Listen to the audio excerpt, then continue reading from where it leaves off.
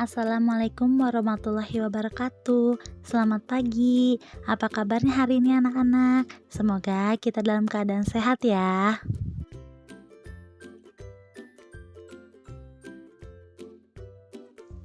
Hari ini kita akan belajar tema 1, indahnya kebersamaan, subtema 1, keragaman budaya bangsaku, pembelajaran 1.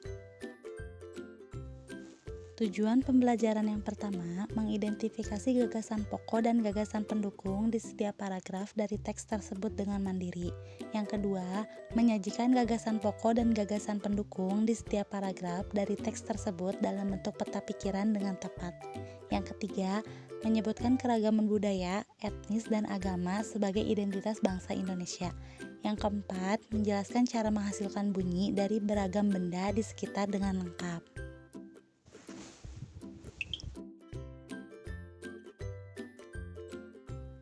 Tahukah kamu bahwa Indonesia terdiri atas banyak pulau, suku bangsa, tarian, rumah adat, serta agama? Ayo kita cari tahu lebih jauh tentang keberagaman itu. Indonesia terdiri atas berbagai macam suku bangsa dan budaya, namun tetap dalam satu wadah negara kesatuan Republik Indonesia. Keberagaman tersebut merupakan identitas bangsa Indonesia yang membuat bangsa Indonesia dikenal sebagai bangsa yang memiliki kekayaan budaya, suku, dan agama yang berbeda-beda. Keragaman tersebut merupakan anugerah dari Tuhan Yang Maha Esa. Kita wajib mensyukurinya. Wujud syukur tersebut dapat dilakukan dalam bentuk sikap saling menghargai antar suku dan pemeluk agama atau kepercayaan yang berbeda-beda.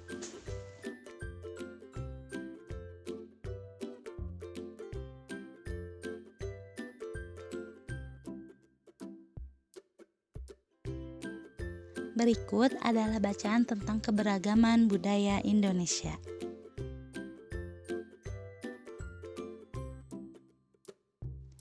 Pawai budaya. Pawai budaya sangat menarik bagi warga Kampung Babakan. Pawai ini selalu menampilkan keragaman budaya Indonesia. Udin dan teman-teman tidak pernah bosan menanti rombongan pawai lewat. Tahun ini mereka datang ke alun-alun untuk melihat pawai tersebut. Kakek Udin pun terlihat sabar menanti. Terdengar suara gendang yang menandakan rombongan pawai semakin dekat.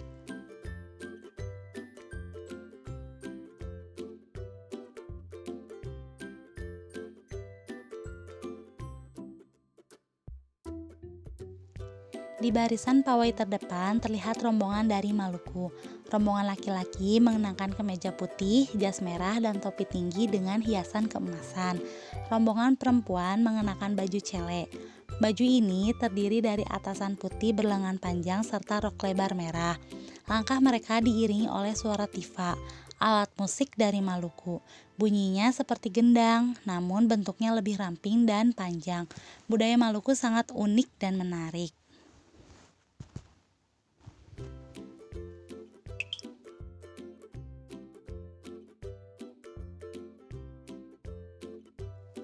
Budaya Bali terkenal karena bunyi musiknya yang berbeda. Rombongan dari Bali membunyikan alat musik daerahnya, cengceng namanya. Alat ini berbentuk seperti dua keping simbal yang terbuat dari logam. Nyaring bunyinya ketika kedua keping ini dipadukan. Rombongan dari Bali diikuti oleh rombongan dari Toraja. Wanita Toraja memakai pakaian adat yang disebut baju pokok. Rombongan laki-laki menggunakan pakaian adat yang disebut sepak talung buku.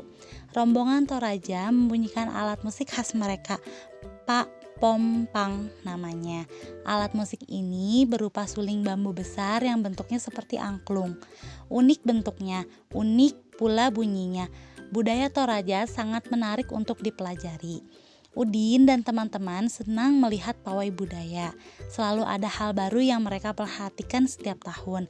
Pakaian adat dari berbagai suku di Indonesia selalu menyenangkan untuk diamati. Benar kata Ibu Udin, kebudayaan Indonesia memang sangat beragam, kaya dan mengagumkan.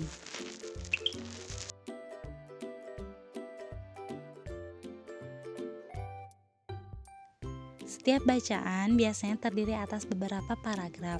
Setiap paragraf memiliki gagasan pokok yang diperkuat oleh gagasan pendukung. Gagasan pokok adalah ide utama yang dibahas dalam suatu bacaan, bisa berupa kalimat inti atau pokok paragraf. Gagasan pendukung adalah uraian atau tambahan informasi untuk gagasan pokok.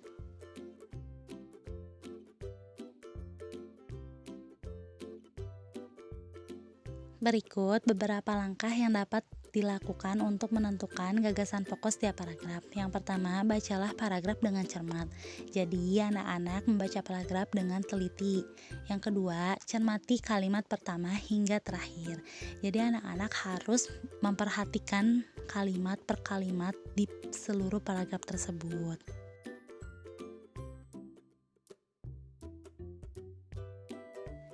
Nah, setelah tadi kita membahas tentang gagasan pokok dan gagasan pendukung, serta langkah-langkah untuk menentukan gagasan pokok setiap paragraf. Pertanyaannya, apakah kalimat pertama merupakan gagasan pokok atau gagasan penjelas? Apakah kalimat kedua yang merupakan gagasan pokok? Teruslah membaca kalimat demi kalimat hingga gagasan pokok paragraf ditemukan. Ingat, gagasan pokok sebagai isi atau inti paragraf dapat terletak di awal, akhir, awal dan akhir, atau di seluruh paragraf.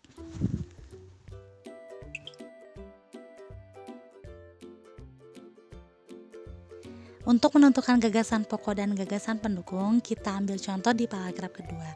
Paragraf kedua ini mempunyai 7 kalimat. Kita lihat kalimat pertama. Di barisan pawai terdepan terlihat rombongan dari Maluku. Kalimat kedua, rombongan laki-laki mengenakan kemeja putih, jas merah, dan topi tinggi dengan hiasan keemasan. Jika kita lihat, kalimat kedua ini menjelaskan dari kalimat pertama. Berarti kalimat pertama termasuk gagasan pokok. Yang kedua, ketiga, keempat, kelima, keenam, tujuh itu merupakan kalimat dari gagasan pendukung. Karena kalimat kedua, tiga, empat, lima, enam, tujuh menjelaskan dari kalimat pertama.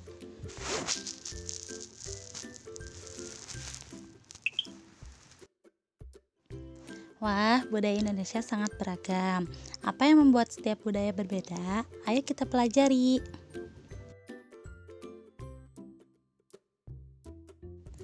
Indonesia adalah negara yang sangat beragam budaya, agama, dan bahasa daerahnya.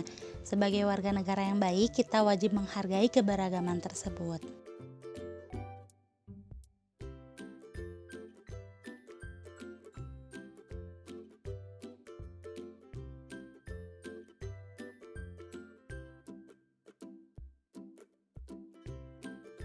Nah, sekarang tuliskan pada kolom berikut apa yang telah kamu lakukan untuk menghargai perbedaan yang ada.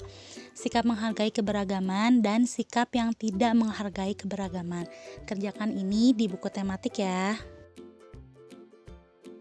Sebagai anak Indonesia, aku merasa bangga terhadap keberagaman yang ada. Menghargai perbedaan merupakan wujud dari semangat persatuan dan kesatuan.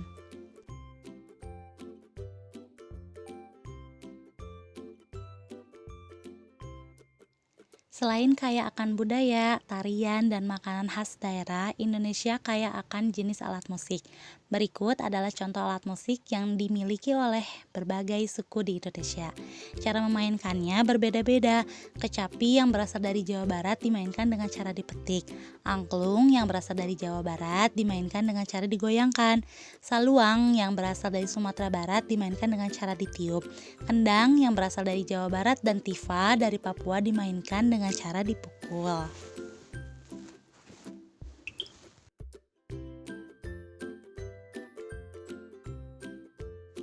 Nah, setelah mendengar penjelasan tadi, tuliskan nama alat musik tradisional yang kamu ketahui. Jelaskan alat musik dari mana dan cara memainkannya ya. Kerjakan di buku tematik.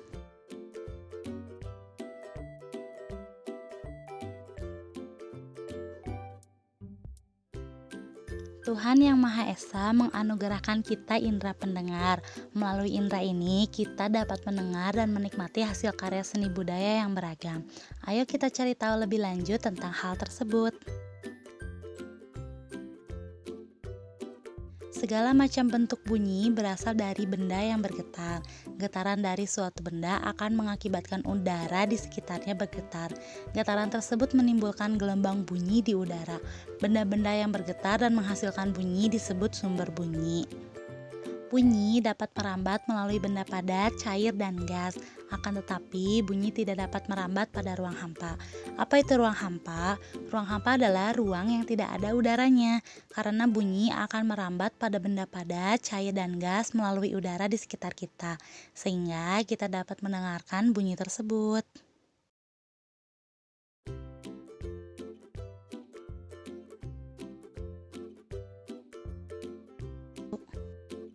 Sekian pembelajaran hari ini. Tetap semangat belajar, tetap jaga kesehatan, pakai masker, dan selalu cuci tangan.